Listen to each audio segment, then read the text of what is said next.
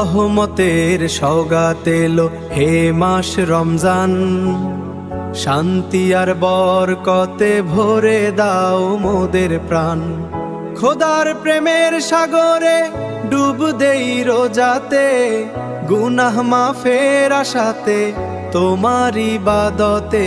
রমজানের ওই রোজা শেষে আনন্দের ঈদ আসে, রমজানের ওই রোজা শেষে